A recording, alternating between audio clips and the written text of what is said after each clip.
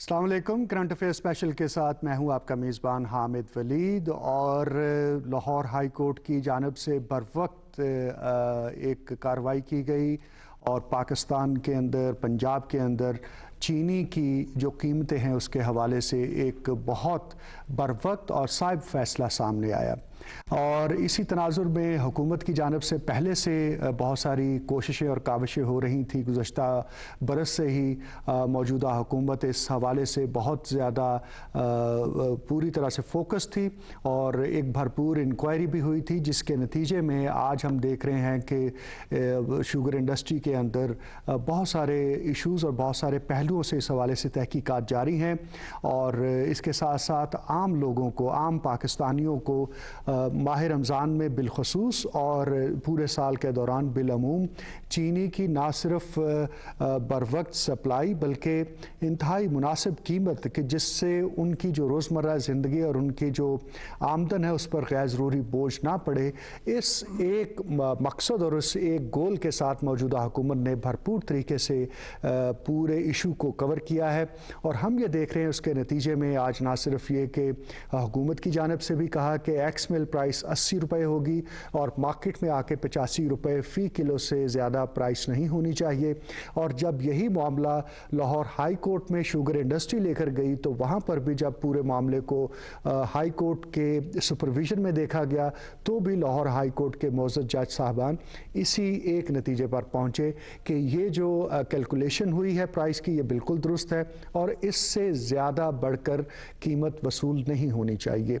ये सब सूरत हाल क्या है, इसके बैकग्राउंड क्या था पाकिस्तान के अंदर चीनी के हवाले से, शुगर इंडस्ट्री के हवाले से और शुगर एज ए कमोडिटी, और इसके साथ साथ शुगर केन यानी गन्ना, उसमें जो हमारा फार्मर है उसके हवाले से जो सूरत हाल मौजूद है उसका आज के प्रोग्राम में हम भरपूर तरीके से एक जायज़ा लेंगे। और इस अहम मौजू पर गुफ्तगू करने के लिए हमारे साथ स्टूडियो में हमें थोड़ी देर में ज्वाइन कर लेंगे जनाब जमशेद इकबाल चीमा साहब। आप स्पोक्समैन हैं पंजाब हुकूमत के, और आपके अलावा हमारे पास स्टूडियो में मौजूद हैं इस वक्त जनाब मोहम्मद ज़मान भट्टू साहब, आप केन कमिश्नर पंजाब हैं। बहुत कलीदी किरदार होता है इनका शुगर केन की सप्लाई से लेकर शुगर की जो मैनेजमेंट है, इस सारे कॉन्टेक्स्ट में पंजाब हुकूमत का अगर कोई फोकल पर्सन है तो वो बिलाशुबा केन कमिश्नर ही होते हैं। और आज भट्टू साहब हमारे पास मौजूद हैं, इनसे हम बहुत सारी बातें जो टेक्निकल भी हैं और प्राइस के मैकेनिज़्म और सप्लाई मैकेनिज़्म सब पर बात करेंगे। और हमारी और आपकी आम लोगों की, पाकिस्तानियों की नुमाइंदगी करने के लिए हमारे पास मुअज़्ज़ज़ सहाफ़ी, कॉलम निगार, तज्ज़ियाकार जनाब मियाँ सैफुर रहमान साहब भी स्टूडियो में मौजूद हैं। आप दोनों हजरात का शुक्रिया, और चीमा साहब हमें थोड़ी देर में ज्वाइन कर लेंगे। जनाब भट्टू साहब, आपसे आगाज़ करते हैं। लाहौर हाई कोर्ट ने जिस तरह से तमाम मामले को देखा और उसके बाद चीनी की कीमत एक्स मिल प्राइस को फिक्स किया, और इस दौरान में आप इस सारी कार्रवाई का हिस्सा बने रहे पंजाब हुकूमत की जानिब से बतौर केन कमिश्नर पंजाब। आप इस सारे मामले को, इस सारे कज़िये को आप कैसे देखते हैं? ये जो कुछ हुआ है ये कितना बेहतर हुआ है, और इसके बाद जो चीनी की कीमत है वो किस तरह से यकीनी बनाई जाएगी कि वो वाकई आम सारफ को 85 रुपये से ज़्यादा फ़ी किलो ना पड़े? बिस्मिल्लाहिर्रहमानिर्रहीम, बहुत शुक्रिया। इस टॉपिक को शुरू करने से पहले मैं इसकी एक कनेक्टेड जो डेवलपमेंट है और उसका बैकग्राउंड देना चाहूँगा। ज़रूर। हुकूमत पंजाब ने जो किसानों के इश्यूज़ थे और मसाइल थे उनको मद्देनज़र रखते हुए sugar factories control amendment ordinance 2020 जारी किया। इस आर्डीनेंस में बहुत सारी अच्छी चीज़ें जो हैं वो इनकॉर्पोरेट की गई लॉ में। इस आर्डीनेंस के ज़रिए ये ज़रूरी बनाया गया कि जो शुगर मिल्स हैं वो किसानों को पेमेंट्स जो हैं उनके अकाउंट्स में ट्रांसफ़र करेंगी और उनको केन परचेज रिसीट जो है वो जारी करेंगी। ये पहला स्टेप था towards documentation of sugar industry, क्योंकि जो केन प्राइस गुज़श्ता बरस हुआ था, ये 2020 में सितंबर में हुआ था। अच्छा। क्योंकि केन प्राइस जो है वो एक बड़ा डिटर्मिनेंट है जो शुगर चीनी की कीमत है उसमें। तो एक ये भी फिर आगे स्टेप हुआ कि इस गवर्नमेंट ने for the first time x mill price जो है वो मुकर्रर की, जो कि 80 रुपये थी। इस प्राइस को चैलेंज किया शुगर मिल्स एसोसिएशन ने, उनकी मक्का शुगर मिल जो है कसूर, तांदले वाला शुगर मिल्स, नून शुगर मिल्स और कुछ और शुगर मिल्स थी, जिन्होंने लाहौर हाई कोर्ट में इस बेसिस पे इसको चैलेंज किया कि ये आर्बिट्रेरी है और इसमें हमें सुना नहीं गया। हालांकि जो शुगर मिल्स एसोसिएशन हैं, उन्होंने जो रिबेट क्लेम किया था 2017, 18 और 19 में, उस रिबेट के लिए जो डेटा सबमिट किया गया था फेडरल बोर्ड ऑफ रेवेन्यू में और इंडस्ट्रीज़ डिवीज़न में, उसकी बेसिस पे ही industries division government of Pakistan ने एक इंडिकेटिव प्राइस दी थी पंजाब गवर्नमेंट को, और उस इंडिकेटिव प्राइस की लिबरल उसको करते हुए पंजाब गवर्नमेंट ने 80 रुपये कीमत एक्स मिल मुकर्रर की थी चीनी की। और ये for the first time in the history of Pakistan था कि ये एक्स मिल प्राइस मुकर्रर की गई, और जो रिटेल प्राइस थी वो 85 थी। तो कोर्ट ने उनका मौक़िफ़ सुना 6 तारीख को, और उन्होंने 7 तारीख के तक के लिए इसको अजर्न कर दिया। उनका मौक़िफ़ था क्या जी? उनका मौक़िफ़ था कि जी हमें सुना नहीं गया बेसिकली, यानी जब ये प्राइस डिटर्मिन हुई तो उस वक्त उनको समाअत का मौका नहीं दिया गया। हालांकि जो डेटा इस्तेमाल किया गया था वो वही डेटा था जो शुगर मिल्स एसोसिएशन ने या शुगर मिल्स ने इंडस्ट्रीज़ डिवीज़न को दिया था। कोर्ट ने दूसरे दिन 7 तारीख को यानी कल कोर्ट ने ये डायरेक्शन दी कि दोनों फ्रीकैन, government of Pakistan, government of Punjab और शुगर मिल्स एसोसिएशन, तीनों फ्रीकैन जो है ना वो बैठ जाएं और उस पर एक कंसेंसस डेवलप करें। चीफ सेक्रेटरी ऑफिस में एक मीटिंग हुई जिसमें शुगर मिल्स एसोसिएशन के जो डेलीगेशन था उसने शिरकत की। उन्होंने अपना पॉइंट ऑफ व्यू पेश किया, उन्होंने अपनी कैलकुलेशंस पेश की, उनके प्रॉपर उनको हियरिंग दी गई। लेकिन जो उन्होंने डेटा दिया था और जो डेटा हमारे पास मौजूद था in the form of signed reports of sugar mills, उसकी बेसिस पे जो कमेटी थी वो इस नतीजे पे पहुंची कि जो 80 रुपये का एक्स मिल रेट है वो बिल्कुल मुनासिब है। वापस आकर हमने जो ऑनरेबल कोर्ट थे उनके सामने ये चीज़ें रखी, लेकिन शुगर मिल्स एसोसिएशन जो है उन्होंने उसको डिस्प्यूट किया। लेकिन अल्टीमेटली उन्होंने कहा जी कि हम 30,000 मेट्रिक टन जो है वो 80 रुपये पे देने को तैयार हैं। तो उसमें अदालत आलिया ने ये फरमाया कि अगर आप 30,000 देने को तैयार हैं तो 1,55,000 जो कि रिक्वायरमेंट है गवर्नमेंट ऑफ पंजाब की सूबे भर के लिए, तो आप वो प्रोवाइड करें। तो इस तरह हाई कोर्ट का ये फ़ैसला है और हम बड़े मशकूर हैं अदालत आलिया के कि उन्होंने इस मामले की अर्जेंसी को मद्देनज़र रखते हुए 1,55,000 मीट्रिक टन का शुगर मिल एसोसिएशन को पाबंद बनाया है कि वो हुकूमत पंजाब को प्रोवाइड करें। हमें ज्वाइन कर चुके हैं जमशेद इकबाल चीमा साहब, आप तर्जुमान हैं हुकूमत पंजाब के। आपका बहुत शुक्रिया सर। हुकूमत पंजाब लाहौर हाई कोर्ट की जानिब से एक्स मिल 80 रुपये फ़ी किलो जो अवेलेबिलिटी और सप्लाई ऑफ शुगर है, उस फैसले को कैसे देख रही है? मैं समझता हूँ कि फ़ैसला तो ठीक है। मतलब इस वक्त अगर देखें जो रेट है 100 के लगभग जो चल रहा था, उस हिसाब से देखें तो ये विन विन है। लेकिन अगर आप कह लें कि मतलब ओवरऑल कैलकुलेशन करें तो मैं समझता हूँ ये प्रॉफिट ज़्यादा है। मतलब जो एक नॉर्मल रूटीन है शुगर मिल्स की या इंडस्ट्रीज़ में 20% प्रॉफिट की मैन्युफैक्चरिंग में होती है, ये उससे यकीनन ज़्यादा है कि तकरीबन एवरेज इस साल को 225 रुपये रेट मिनिमम रेट नॉर्मली हुकूमत डिटरमिन करती है गन्ने का।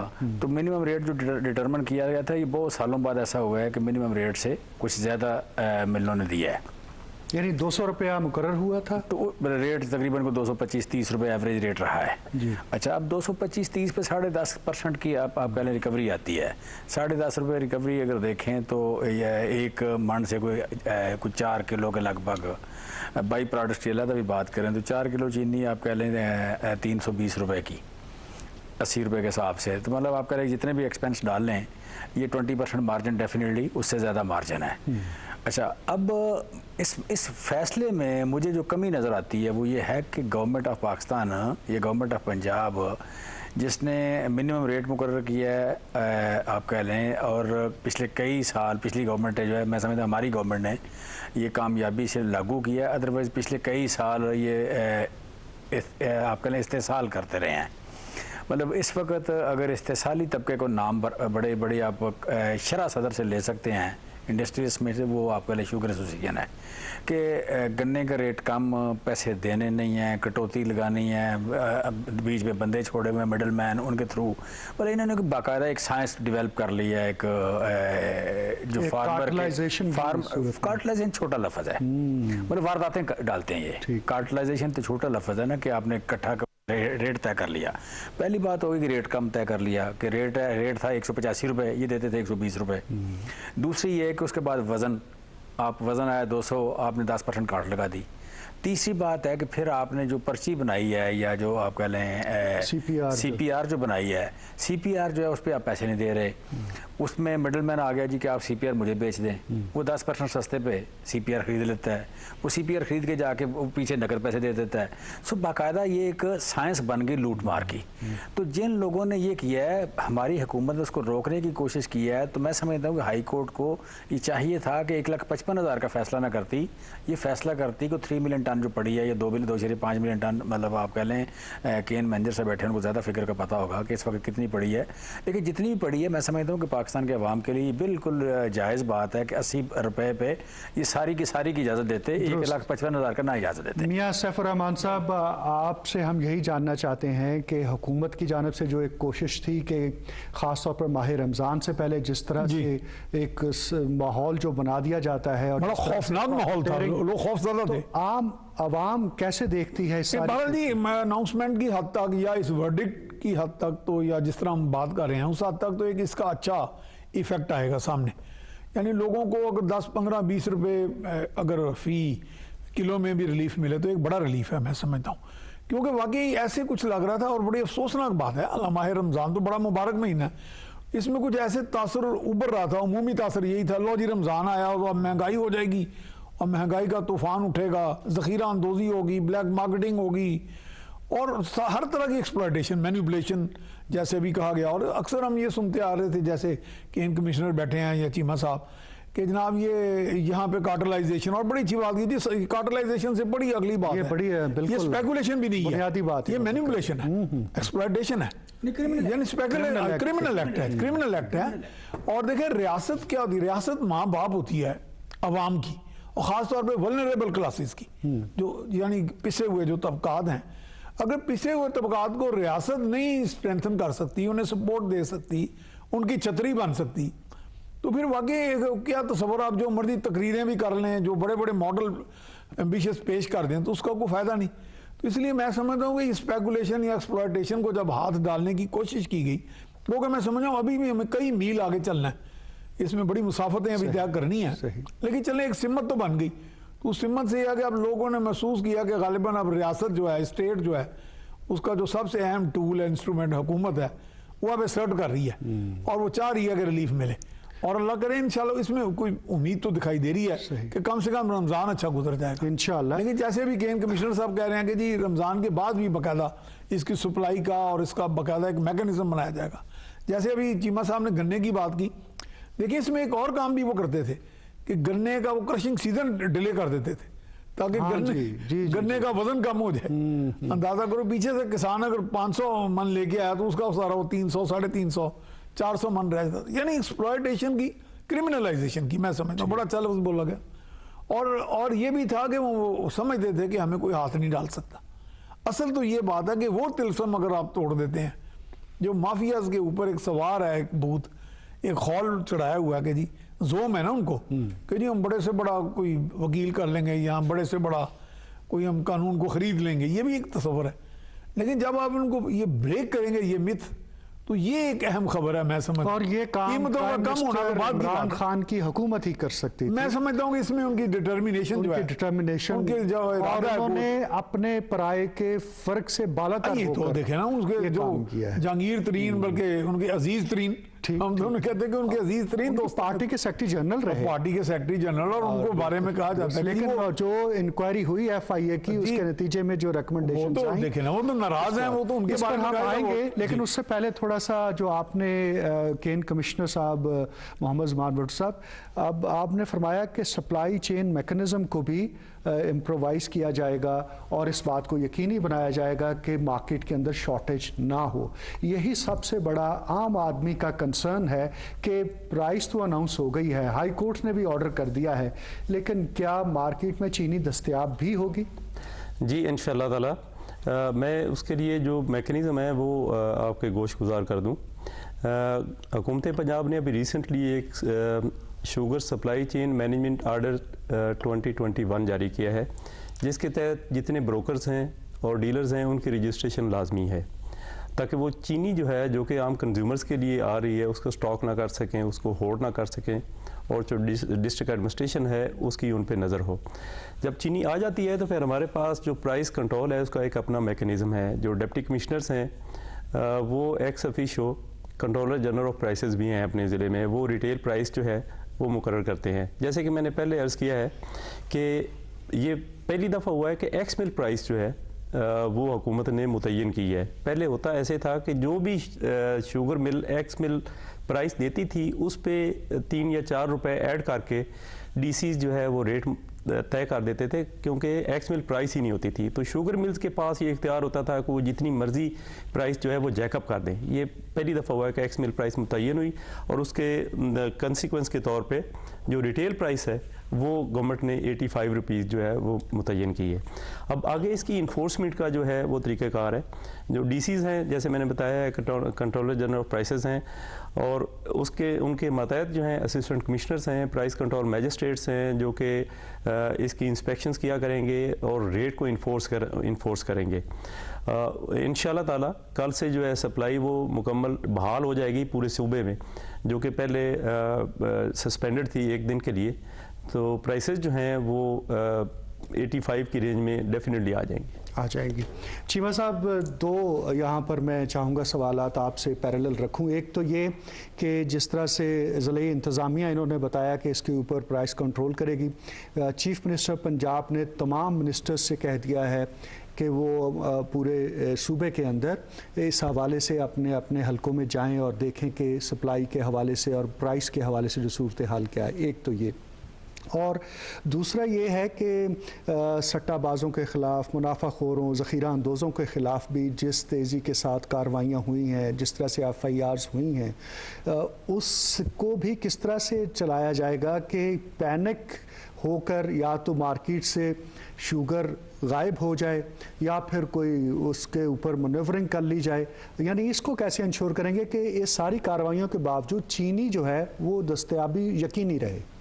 देखिए, इसमें ना पाकिस्तान में नॉर्मली 21 किलो 22 किलो चीनी लोग खाते हैं। 22 करोड़ लोग हैं, 21-22 किलो चीनी खाएं, एवरेज पर कैपिटा हमारी कंजम्पशन है, तो ये तकरीबन कोई बनती है 5 मिलियन टन के लगभग। पाकिस्तान में इस साल जो चीनी हुई है कोई 6 मिलियन टन है, ठीक है। मतलब इसका मतलब चीनी शार्ट नहीं है। कहने का मतलब ये कि चीनी शार्ट नहीं है, इट वाज ऑल स्पेकुलेशन, ये सट्टाबाजी कह लें या एक होर्डिंग कह लें, ठीक है। होर्डिंग में पाकिस्तान में जो इशू है वो ये रहा कि पिछले कुछ सालों से यहाँ बिजनेसमैन जो है वही हुकूमत में आ गया। बिजनेसमैन जब हुकूमत में आया तो हुकूमत को उन्होंने टूल बना लिया बिजनेस करने का। हुकूमत जो है बेसिकली पब्लिक सर्विस है। अब पब्लिक सर्विस की करने की बजाय आपने उसको टूल बना लिया दौलत के वेल्थ को मल्टीप्लाई करने का। जब वो हुआ है तो इसमें शुगर मिलें वाले माशाल्लाह स्पेशली सारे, ठीक है, अक्सर जो हैं। और उसके बाद आप कह लें बड़ी बड़ी जो होर्डिंग्स हैं कि जी मतलब आप कह लें आपके पास लोन्स, बैंक आपके हाथ में आ गए, आपने लोन ले लिए, ठीक है, लोन ले लिए, उन लोन्स की बुनियाद पे आप कह रहे हैं अपने पैसे भी आपके पास मौजूद हैं, कभी चीनी में चले गए, कभी चावल में चले गए, कभी गंदम में चले गए, कभी आटे में चले गए, कभी घी में चले गए, आप एक्सप्लॉइट कर रहे हैं सारी चीज़ों को। सो मैं समझता हूँ कि जो क्राइम है वो मुजरम कितना भी बड़ा हो, अगर हुकूमत उसमें पार्टनर ना हो, हुकूमत में बैठे हुए लोग उसमें पार्टनर ना हो तो नहीं चल सकता।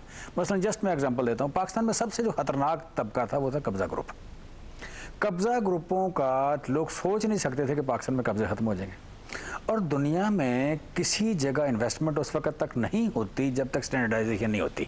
और स्टैंडर्डाइजेशन का जो प्रोसेस है उसमें सबसे पहली बात यह है कि जो आपकी प्रॉपर्टी किसी मुल्क में है वो तो सेफ हो।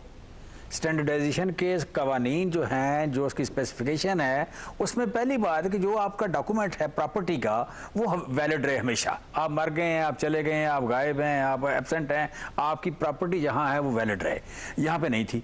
यहाँ पे जब नहीं थी तो अब देखें कि पिछले 3 साल में हम जगह जगह जलसों में खड़े होकर बात करते हैं, नेट पे लगाया हुआ है मेरा NA 127 है, NA 127 में ये कब्जा ग्रुपों की जन्नत थी, ये इलाका कब्जा ग्रुपों की क्रिमिनल की जन्नत थी शुमारी लाहौर जो है। अच्छा, हम कहते हैं जी कोई बंदा को कब्जा किसी की प्रॉपर्टी हमें बताए, हमारे पास कंप्लेंट्स नहीं आ रही, हमारे पास सफाई की कंप्लेंट्स उससे ज़्यादा आती हैं, हमारे पास वासा की कंप्लेंट्स आती हैं, कब्जे की कंप्लेंट्स ख़त्म हो गई, ठीक है, एनवायरनमेंट की छोटी मोटी आ जाती है, लेकिन ये ख़त्म हो गई। अब वजह क्या कि हुकूमत इसमें पार्टनर नहीं रही, पहले हुकूमत इसमें पार्टनर थी। सो इसी तरह ये अगर चीनी का किसी को गलत फहमी है कि हुकूमत कुछ भी करे वो नहीं कंट्रोल होगा, वो भूल जाए इस बात को। हुकूमत चूँकि इसमें पार्टनर नहीं है, प्राइम मिनिस्टर इसमें पार्टनर नहीं है, उसके खानदान का ये कारोबार नहीं है, उसने इसको टूल नहीं बनाया होगा कि वेल्थ को मल्टीप्लाई करने का। वेल्थ को मल्टीप्लाई करने का अगर उसने टूल नहीं बनाया तो आप कौन होते हैं जी यहाँ पे? मतलब आप लेकिन साहब कीमत तो अभी भी 100 रुपए और आ जाएगी, ठीक है। मतलब देखिए, दो बातें मैंने की है ना, एक ये कि इसमें जिन्होंने कंट्रोल करना है वो इसमें हिस्सेदार नहीं है, नंबर एक, और दूसरी बात मैंने की है कि चीनी काफ़ी है, चीनी एक्स्ट्रा है, वो तो हर बार होती है। अच्छा, अब इसमें सिंपल सी बात है कि इसमें थोड़ी सी क्वेश्चन करने की जरूरत है, और इसमें जो आपसे गुजारिश है, ये सिविल सोसाइटी से गुजारिश है कि सिविल सोसाइटी तमाशा ना देखे। बेसिकली ये कि ना दुनिया में रवैये वो पनपते हैं जो रवैये अप्रिशिएट होते हैं, जो रवैये अप्रिशिएट। अगर यहाँ बैठे हुए आप हुकूमत को कोसते रहें और इन लोगों को हीरो बना के पेश करते हैं या मजलूम बना के पेश करते रहें, यहाँ को मतलब रात को प्रोग्राम 4 हो जाए जनाब, ये जो होल्डिंग वाले हैं वो, मतलब मुझे बात अफसोस होता है कि बैठाए होते हैं यहाँ पे बंदा एक बैठा जी, ये कौन है जी? ताजर साहब हैं। ताजर साहब क्या कह रहे हैं? वो कहते हैं जी ये जो टैक्स है मैं तो नहीं देता, हम टैक्स नहीं देंगे, ये गलत है। भाई अगर इस मुल्क की सारी हुकूमतों ने एक टैक्स बनाया हुआ है, रखा हुआ है, तो अगर आप इस मुल्क के आइन को नहीं मानते तो फिर आप चले जाएं, आप तो शहरी नहीं है इस मुल्क के, आपका तो हक ही नहीं रहा कि आप इस मुल्क के शहरी हों।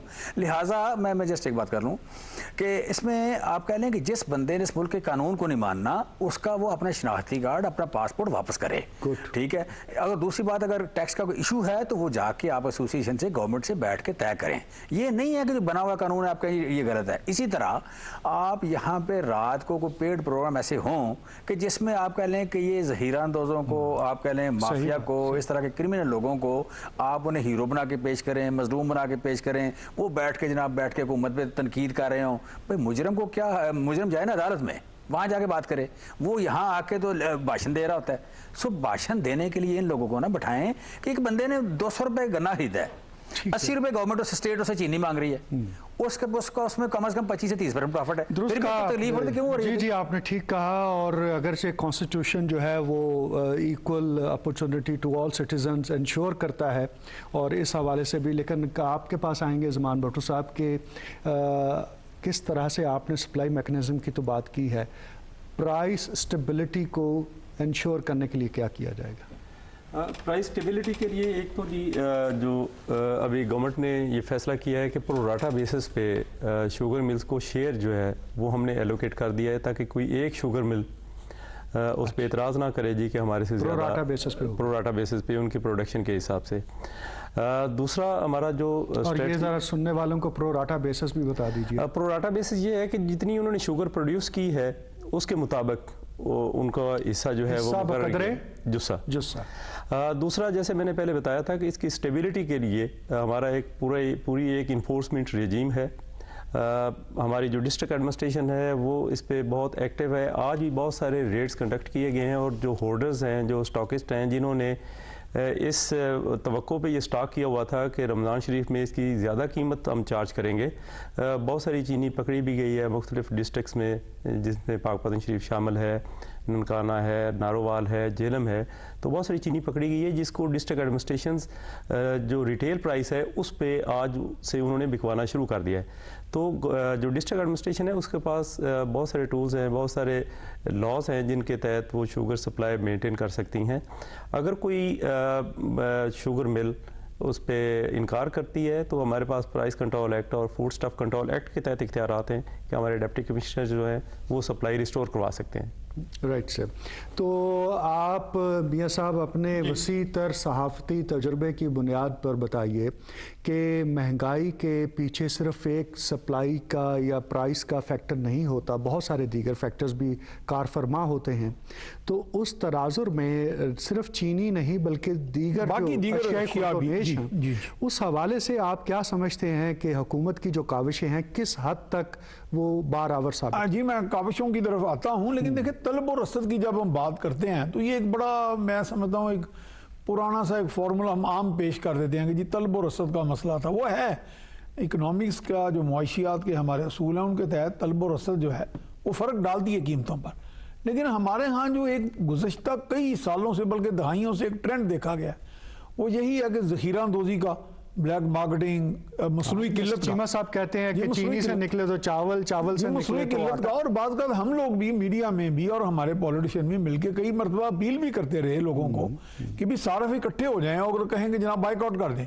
अगर आपको पता है कि दुकानदार जो है और वहाँ पे बाकायदा जो सेलर है, फरोख्त करंदा है, वो बात का झूठ भी बोल देता है कि जी अभी कल रात को जी कीमतें बढ़ी हैं। जी बिल्कुल, यानी लोगों को उसका नहीं होता। या तो फिर ये है कि इसकी बाकायदा जैसे एक पॉलिसी आई थी। मैं थोड़ी सी तवज्जो आपकी दिलवाऊं कि सिर्फ जो पेट्रोल प्राइसेस जो हैं उसका जो इम्पैक्ट आता है ट्रांसपोर्टेशन कॉस्ट के तनाजुर में, उसका बहाना बना के कितनी कितनी कीमतें बढ़ाई जाती हैं। जी बिल्कुल। बल्कि आपको मैं एक बड़ी अंदर की बात बताऊँ और बड़ी परेशान कुन है वैसे, हमारे कुछ अखबारात के अंदर होते थे पहले माजी में, मीडिया में ऐसे भी लोग होते थे वो कि आप शायद उसका बुरा ना मनाएं कि कॉमर्स से ताल्लुक रखने वाले लोग वो बाज़ का दालों के या चीज़ों के अशिया के भाव, ठीक, वो जो चीमा साहब ने कहा कि हमें जी वो ग्लोरीफाई किया जाता ये था। तो उन्होंने तो कहा साबका हुकूमतों का ये बिल्कुल सही, इन्होंने कहा कि ग्लोरीफाई किया जाता था और बाज़ का पता चलता था कि उनके कोई मुफादात होते थे उसमें, कि जैसे कुछ लोगों ने जाके ना कि जनाब ये देखिए इतनी महंगाई, और जी आपने अखबार में नहीं पढ़ा, हाँ जी, अखबार आपने टीवी पे नहीं सुना। तो वो एक उन्होंने एक एक्सक्यूज बनाया हुआ था। देखिए वो एक तो चीज़ है ना कि हम अक्सर कहते हैं जी खौफ खुदा नहीं है, ठीक है, खौफ खुदा जो है वो तो अपनी जगह, वो तो हम एक्सपेक्ट करते हैं कि हर मुसलमान में होना चाहिए।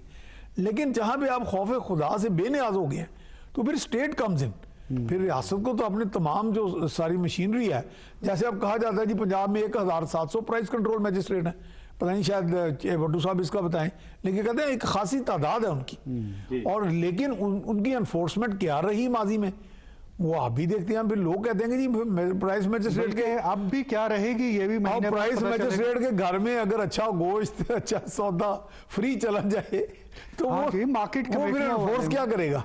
मैंने तो ऐसे मेंबरान देखे कि उनकी गाड़ियों भरी होती हैं और वो चक्कर लगाते जाते हैं और वो कहते हैं जनाब ये आज का जी में, बल्कि हमने कई मरतबा रिपोर्ट भी किया अपने अखबार या मीडिया पे, अक्सर ऐसे रहे थे लोग। तो लेकिन इसमें एक पूरा जंग है, इसमें हुकूमत का जो मैं समझता हूँ हुकूमत डिटरमिन्ड है, लेकिन उसको इस डिटर्मिनेशन को बैकअप करना पड़ेगा। एक ये एतराज होता था कि हुकूमत कैसे कीमत मुकर्रर कर सकती है, और इस पे लाहौर हाई कोर्ट ने भी कहा है कि हुकूमत के पास इख्तियार है कि वो कमोडिटीज़ के हवाले से उसकी प्राइस को डिटर्मिन कर सकती है। जैसा कि भट्टू साहब ने भी बताया कि इससे पहले तो प्राइस ही डिटर्मिन नहीं होती थी, बस जो वो बता देते थे अपना उसके ऊपर 4-5 रुपए रख के। देखिए इसमें ये जो है ना जितने इन्वेस्टर हैं दुनिया के, मतलब आपके मल्टीनेशनल हैं जो ब्रांड्स बेचती हैं, टेक्नोलॉजी लेके आती हैं या इन्वेस्टमेंट लेके आती हैं, ये जो स्टैंडर्डाइजेशन की बात कर रहा हूँ, ये फ्री इकानमी के नाम पे आप कह लें, सप्लाई एंड डिमांड के नाम पे ये इनका दिल करता है हुकूमत हो ही ना।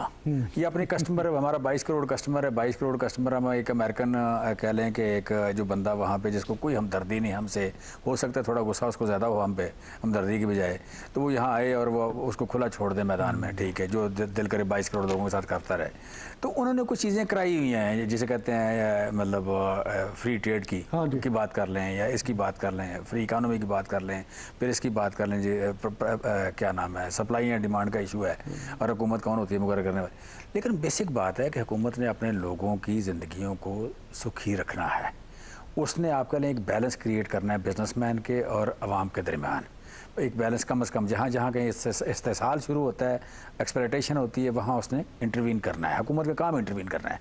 हुकूमत नॉर्मली आप चल रहे हैं, सड़कों पे जा रहे हैं, पढ़ने जा रहे हैं, नौकरी करने जा रहे हैं, नमाज़ पढ़ने जा रहे हैं, काम करने जा रहे हैं, हुकूमत आपको नज़र नहीं आती। हुकूमत आपको वहाँ नज़र आती है, आप इशारा तोड़ते हैं, वायलेशन करते हैं, जहाँ आप गाड़ी मार देते हैं, जहाँ आप किसी को थप्पड़ मारते हैं, हुकूमत आपको नज़र आना शुरू हो जाती है।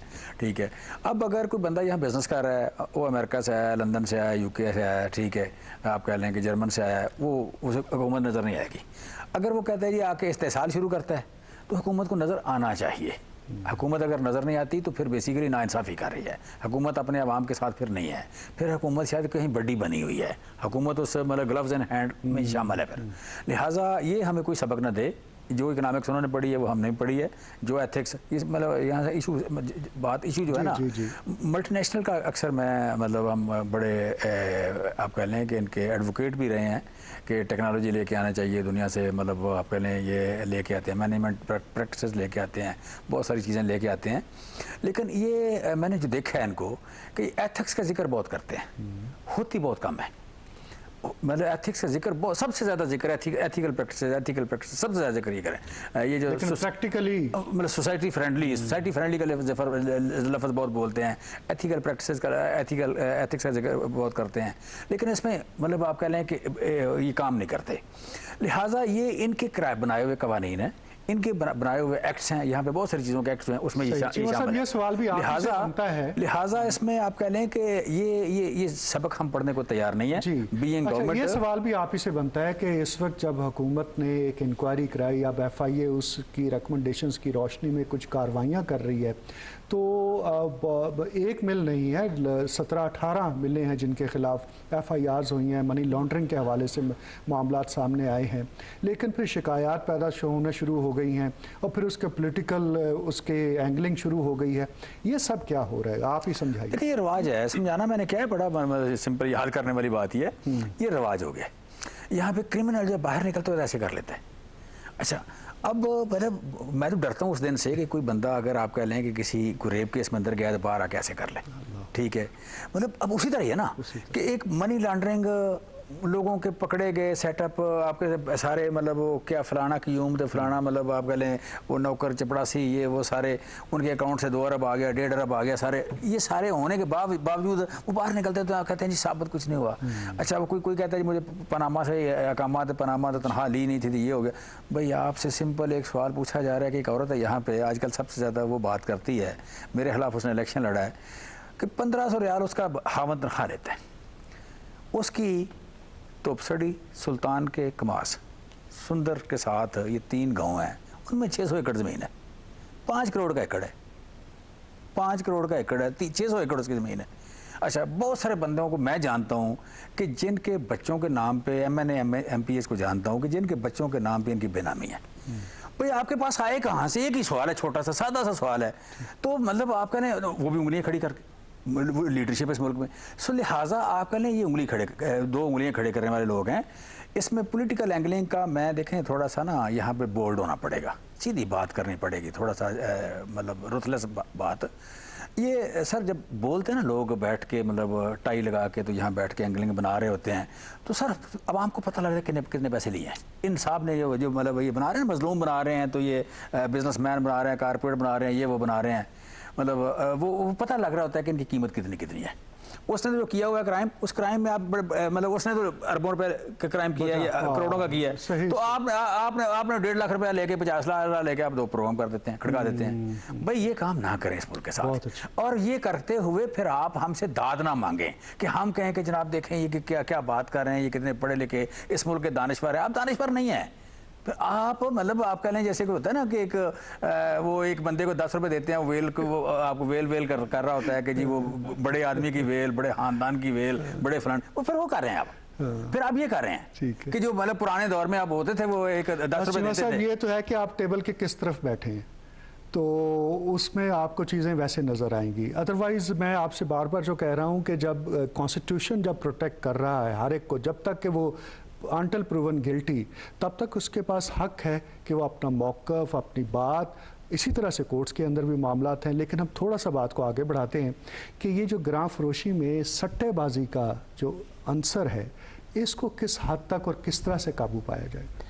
ये स्पेकुलेशन जो हो रही थी जी, ये आपने सुना होगा कि पिछले दिनों FIA ने कुछ रेड्स किए हैं और FIA ने इनके जो स्पेकुलेटर्स थे या जो लोग फॉरवर्ड बाइंग के ज़रिए कीमतों को जैकअप कर रहे थे, उनके टेलीफोन्स भी, मोबाइल फ़ोन्स भी कब्ज़े में लिए थे और उनसे बड़ी होशरुबा किस्म की इंफॉर्मेशन मिली है। वो इंफॉर्मेशन इस किस्म की है जी कि रमज़ान शरीफ में जी आप 100 रुपया रेट जो है ना वो कोट करें, तब हम चीनी देंगे। तो ये FIA का बड़ा एक टाइमली और बड़ा इफ़ेक्टिव एक्शन था और उसकी वजह से इंशाअल्लाह ताला जो प्राइसेस हैं वो कम हो जाएंगी। स्पेकुलेशन जो है इसको रोकने के लिए अभी जो प्रोविंशियल गवर्नमेंट ने आर्डर जारी किया है, सप्लाई चेन मैनेजमेंट आर्डर, उसके तहत पूरी सप्लाई चेन जो है उसको डॉक्यूमेंट कर दिया गया है। रजिस्ट्रेशन हो गई है डीलर्स की, ब्रोकर्स की। अब वो जो भी ख़रीदेगा उसको अपने स्टॉक्स डिक्लेयर करना पड़ेंगे। पहले ऐसे होता था कि चीनी जो है वो शुगर मिल्स के गोडाउन्स में पड़ी रहती थी और पड़ी चीनी जो है वो महंगी होती रहती थी। वहीं पे जो स्पेकुलेटर है उसको ख़रीदता था और 15 दिन बाद जो है, महीने बाद जो है उसका रेट बढ़ा के जो है आगे फ़रोख्त कर देता था और इस तरीके से प्राइस एस्केलेशन हो रही थी। अब जो हुकूमत ने जो कानून लागू किया है उसके तहत अगर कोई डीलर या कोई ब्रोकर अगर चीनी ख़रीदता है, उसकी फॉरवर्ड बाइंग या फ्यूचर बाइंग करता है, तो उसको 15 दिन के अंदर चीनी उठाना पड़ेगी। अब ये नहीं है कि वो चीनी वहीं पड़ी रहेगी और उसकी कीमत जो है ना वो बढ़ती रहेगी। तो ये गवर्नमेंट ने इस तरह स्टेप्स लिए हैं जो चीनी की स्पेकुलेशन जो है उसको मिनिमाइज़ कर देगी। 15 दिन का तो टाइम दिया है, लेकिन स्पेकुलेशन जिस तरीके से ये प्राइसेस जैकअप हो रही थी वो ख़त्म हो जाएगी। क्यों मियाँ साहब, ये कितना इफेक्टिव टूल होगा? फॉरवर्ड बाइंग सेलिंग में दुनिया में बड़े बड़े इदारे डूबे भी हैं और इसमें जो वाकई एक आर्टिफिशियल प्राइस बन जाती है। जैसे आप आने वाले वक्त के बारे में कहते हैं कि जिस वक्त स्टॉक की ये पोजीशन होगी, स्टॉक का क्वालिटी ये होगी। इस हवाले से तो बयान भी आया कि फॉरवर्ड बाइंग को और सेलिंग को आप सट्टा क्यों कह रहे हैं? हाँ, यानी कि उसको वही बात आ गई ना, जैसे अभी चीफा साहब ने कहा एतराज सप्लाई एंड डिमांड और एथिकल प्रैक्टिसेस, यानी उसमें 2-3-4 अल्फाज अंग्रेजी के डाल के फॉरवर्ड बाइंग सेलिंग जी दुनिया भर में होती है, लेकिन दुनिया भर में एक्सप्लॉयटेशन तो नहीं होती ना जी। ये तो है कि ठीक है, अब एक चीज़ बहुत ज़रूरी है क्योंकि बाहर ममालिक आप भी जाते हैं, सब लोग हम भी जाते हैं। मैंने बाहर इसी नज़रिए से 1-2 मरतबा जब गया तो मैंने गौर किया कि प्राइसेस का हमारे साथ कंपैरिजन किया तो बहुत से ममालिक में प्राइसेस हमारे तकरीबन करीब हैं, बहुत सी कमोडिटीज़ की, इंक्लूडिंग फ्यूल, पेट्रोल। कई जगहों पे तो नहीं है, कम है। लेकिन फिर मैंने गौर किया कि वजह क्या है कि हमारे यहाँ जो इतनी मतलब शोर है, इतनी परेशानी है, वो क्या है? वजह यह है कि हमारे यहाँ जो गुर्बत की सतह से नीचे रहने वाले लोग बहुत ज़्यादा हैं। उनकी एम्पावरमेंट के लिए अब गवर्नमेंट कह रही है कि जी हम इंटरवेन करेंगे और उनको हम तहफ़्फ़ुज़ देंगे, चाहे कोई भी मैकेनिज्म बनाई जाए। क्योंकि आप देखें ना कि अगर आपके यहाँ इतनी गुर्बत है और लोगों को, यानी लोगों की जो कुव्वत ख़रीद है वो इतनी कम है, तो फिर उन्हें कीमत ये जो 80 रुपये, बिल्कुल अभी मेरा चीमा साहब की बात मुझे अच्छी लगी, मेरा उनको तो 80 रुपये भी बहुत महंगी लगेगी। कुव्वत ख़रीद जो ना हुई लोगों की, ज़ाहिर तो कुव्वत ख़रीद की तरफ हमें एक बहुत बड़ा, मैं समझता हूँ, जहाद है। यानी ये अकेले वज़ीर-ए-आज़म इमरान खान या उनकी 4-5 बंदे मिल के तो शायद ना करें, ये पूरा एक, मैं समझता हूँ कि पूरा एक सोशल अपहीवल चाहिए, एक पूरी, सब के सब लोग, हम मीडिया के लोग, हमारे स्कॉलर्स, हम लोग अपने तौर पे इस मैदान में निकल आए। और सिटीजन का बड़ा अहम रोल है। मतलब सिटीजन अगर एक्सप्लॉइट होने के लिए तैयार बैठा है तो वो तो एक्सप्लॉइट करते रहेंगे, ये कुव्वतें नहीं बाज आएंगी जो मनफी कुव्वतें हैं। सिटीजन जो है ना हुकूमत का बाजू बन जाए, वो कहेगा ठीक है जनाब आप एनफोर्स करें, हम बिलाशुबा चीमा साहब ने भी इस हवाले से बहुत दुनिया घूमी है और बहुत जाके देखते होंगे वहाँ का भी क्या मैकेनिज्म है। कंज्यूमर के जो राइट्स हैं उसकी प्रोटेक्शन, प्राइस की स्टेबिलिटी को यकीनी बनाने के हवाले से जो इक़दाम हैं, हमारा और उनका क्या फ़र्क है? नहीं, पहली बात तो ये होगी कि जो बात सैफुर रहमान साहब कर रहे थे, लेकिन एक है आप कह लें कि अमीर लोग हैं, बाइंग पावर है, ठीक है। मतलब आप चाइना में जाए, मजदूर की जो इनकम है $5 फी घंटा है। अगर आप यूरोप जाएं तो $9 मिनिमम वेज है, ठीक है। आप अमेरिका जाएं वहाँ भी $9-10 के लगभग है। यहाँ में $13 है, ऑस्ट्रेलिया में $13 है। अब यहाँ पे 60 सेंट की तकरीबन लगभग एक इनकम है पर आवर, 60 सेंट 50 सेंट के लगभग इनकम है लेबर की। तो अगर 50 सेंट है तो यहाँ पे अगर कोई बंदा ब्रांड बेचता है, चीनी का कोई ब्रांड बनाता है जी बड़ी स्पेशल है, प्रीमियम है, चावल का कोई ब्रांड बनाता है कोई और, बेच ले महंगा, हमें कोई इतराज़ नहीं है। कोई आटे का ब्रांड महंगा बनाता है, बेच ले। लेकिन जो कमोडिटी है जो एक आम आदमी ने खरीदनी है, जिसकी मतलब आप कह लें कि $2 पर डे से कम इनकम है, लोअर मिडिल क्लास है, यार उनके हकूक़ को प्रोटेक्ट करना पड़ेगा। ये नहीं है कि उनको इनके रहमो करम पे छोड़ दें। ये मतलब कमोडिटी है, लोगों ने खाना है, आप कहें जनाब सप्लाई एंड डिमांड, ये नहीं होगा। ये जो ना आप कह लें कि जिन सोसाइटीज़ में लोग डिपेंडेंट नहीं हैं, जिन सोसाइटीज़ पे लोग बेबस नहीं हैं, लाचार नहीं हैं, उन सोसाइटीज़ में आप ये छोड़ दें। मतलब हुकूमत के पास अगर बहुत पैसे हों, हुकूमत यहाँ को मतलब 2 मिलियन टन ला के रख दे, ठीक है, वो एक कंट्रोल हो जाएगी। लेकिन हुकूमत के पास भी इस मुल्क में पैसे नहीं उतने, ठीक है। फिर ये है कि लोगों के पास इतने पैसे नहीं हैं कि वो मतलब आप जो भी प्राइस दें वो ले लें, ठीक है। हमारे यहाँ एक और हो रहा है कि जी वो फलानी चीज़ का बाईकाट कर दें। लेकिन मैं समझता हूँ बाईकाट के अलावा अगर लेट्स सपोज फ़र्ज़ करें 18 मिलों की बात कर रहे हैं, या ऐसे कोई लोग हैं जिनके नाम आ रहे हैं कि इसमें सट्टे में इन्वॉल्व हैं या इस पूरे गेम में, तो मैं समझता हूँ कि अगर सोशल मीडिया पे लोग लगा दें तस्वीरें उनकी कि ये कौन है भाई, ठीक है, तो चलाएं कैंपेन उनके, बजाय ये कि जी हम चीनी नहीं खाएंगे। ये बड़ी आप कह लें कि ये डिफीटेड माइंडसेट की बात है कि जी हम फलानी चीज़ खाएंगे नहीं, बाईकाट। भाई चीज़ तो खानी पड़ेगी। चीनी इंसानी जिस्म की मीठा ज़रूरत है उसकी, उसका ब्रेन काम तब करता है वो कुछ ना कुछ खा रहा हो, ठीक है। तो आपने थोड़ा सा मतलब आप कह लें कि ये जो ना हीरो और विलन, इन दोनों को अलहदा करना सीखें। सो मैं समझता हूँ कि आप भी करें, हुकूमत अपना काम करे, लेकिन सोसाइटी, सिविल सोसाइटी, मीडिया, ये जो हीरो और विलन को अलहदा करे।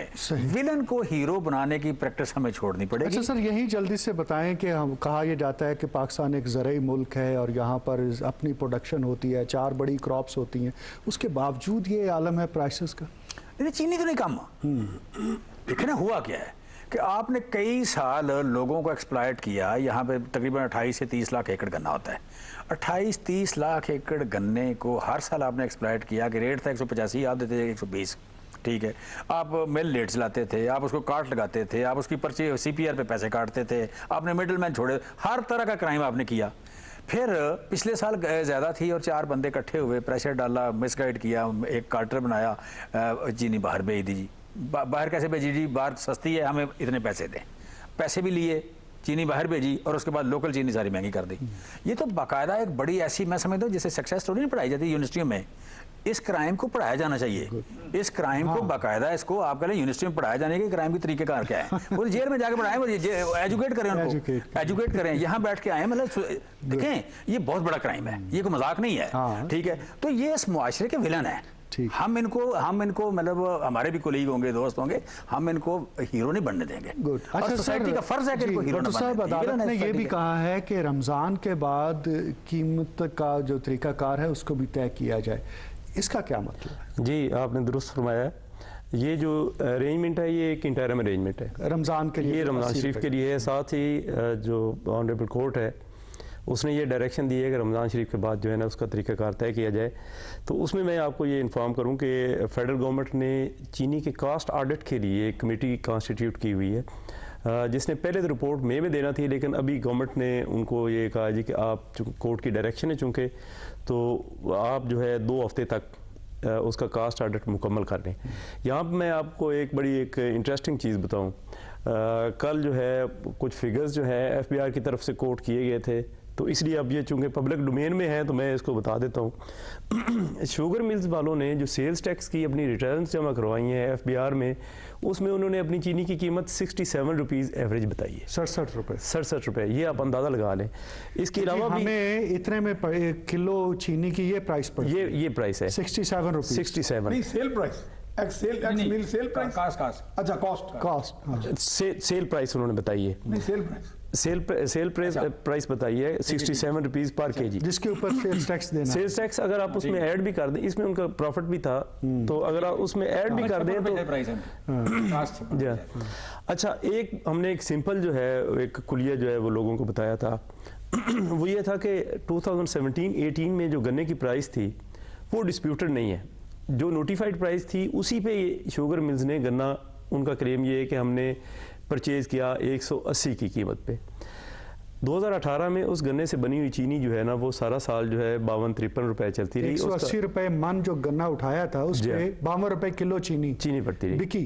जी, इस दफ़ा जो शुगर मिल्स ने अपनी दस्तखतशुदा जो रिपोर्ट्स हैं जो केन कमिश्नर ऑफिस में जमा करवाई हैं, उनके मुताबिक जो एवरेज प्राइस है गन्ने की वो 259 है। तो ये जो अगर आप परसेंटेज इंक्रीज़ जो है गन्ने की वो चीनी पे अप्लाई करें, और जो सेल्स टैक्स 2019 में 9% मज़ीद बढ़ा था, अगर उसको आप करें तो चीनी की जो रिटेल प्राइस है ये 44% जो है ना परसेंटेज इंक्रीज़ बनती है। तो गन्ने की कीमत में जो इंक्रीज़ आई है, तो चीनी की जो रिटेल प्राइस है वो 81 रुपये पड़ रही है, जबकि गवर्नमेंट ने अभी 85 रुपये मुकर्रर की है। इसमें भी शुगर रिटेल प्राइस यानी एक्स मिल प्राइस जो है वो 76 होनी चाहिए थी, जो कि गवर्नमेंट ने उनको 75 होनी चाहिए, जो गवर्नमेंट ने उनको 80 रुपये दी। तो गवर्नमेंट शुगर मिल्स को इसमें काफ़ी मुनाफा है। ठीक है, कैसे सम अप करेंगे? अगर मुझे इजाज़त दें तो देखिए, मुनाफे का तस्वर क्या है हमारे यहाँ। मुनाफे का ये तस्वर है कि अगर आप 1 करोड़ रुपया सालाना कमा रहे हैं, तो अगर वो 17 लाख पे आ जाए तो वो कहते हैं ये नुकसान है। यानी वो ये नहीं कहेंगे, यानी जो प्रॉफिट आपका प्रॉफिट कम हुआ है उसको कहते हैं कि नुकसान। इस तरह हमारे यहाँ ये जो एक सोच पाई जा रही है, एक माइंडसेट, तो माइंडसेट को तो जाहिर रियासत की इंटरवेंशन से आप ब्रेक कर सकते हैं। और रियासत इंटरवेन क्यों करे? क्योंकि अवाम का मैंडेट लेके वो आए हैं, और अवाम को रिलीफ देना मेरा रियासत का एक बुनियादी जिम्मेदारी है। तो ये प्रोटेक्शन है अवाम का, जो तहफ़्फ़ुज़ देना एक्सप्लॉयटेशन से, इन जराइम से। तो मैं समझता हूँ इसमें डिटर्मिनेशन के साथ आगे बढ़ा जाए। मैं मीडिया भी इसको सपोर्ट करता है, सिविल सोसाइटी भी, अब मैं समझता हूँ कि बाशऊर और वो समझ रही है कि इन चीज़ों का और एक्सपोज किया जाए, इन ब्लैक शीप को, काली भेड़ों को किसी भी तौर पर। ये बिल्कुल मैं इनकी बात से बिल्कुल एग्री कर रहा हूँ कि इनको एक्सपोज किया जाए कि नहीं, ये वो लोग हैं जिनके चेहरे तो बड़े मासूम हैं, दावे भी बड़े बड़े हैं, लेकिन और चीमा साहब ने आज सिर्फ नाम नहीं लिए हैं, बाकी एक्सपोज करने की कसर नहीं छोड़ी। और यही वो रवैया है, और जिसको उन्होंने, चीमा साहब ने कहा भी कि वही रवैये पनपते हैं जिसको सोसाइटी की अप्रूवल या अप्रिसिएशन आती है। अगर हम खामोश रहते हैं और जो जुल्म हो रहा है, जो प्रॉफिटेयरिंग हो रही है, और जो हमारी जेबों को काटा जा रहा है, वो हम खामोशी से वो पे करते रहेंगे तो कभी तब्दीली नहीं आ सकती है। और इस हवाले से हम सबको अपनी अपनी जगह पर अपना अपना किरदार अदा करना है। हुकूमत अपना काम कर रही है, अदलिया ने अपना काम किया है, सारफ ने अपना काम करना है, मीडिया की एक ड्यूटी है, सिविल सोसाइटी की एक ड्यूटी है। आज के प्रोग्राम का यही हासिल है कि हर एक को आगे बढ़कर अपने अपने हिस्से का जो फ़र्ज़ है वो अदा करें, ताकि सोसाइटी दोबारा से स्ट्रीमलाइन हो सके। बहुत शुक्रिया जमशेद इकबाल चीमा साहब, ज़मान भट्टू साहब और मियाँ सैफुर रहमान साहब हमारी दावत पर तशरीफ़ लाए और इस अहम मौजू पर अपने ख्यालात से आगाह किया। इसके साथ ही हमारे आज के प्रोग्राम का वक्त ख़त्म हुआ जाता है। अपने मेज़बान हामिद वलीद को इजाज़त दीजिए। अल्लाह हाफ़िज़।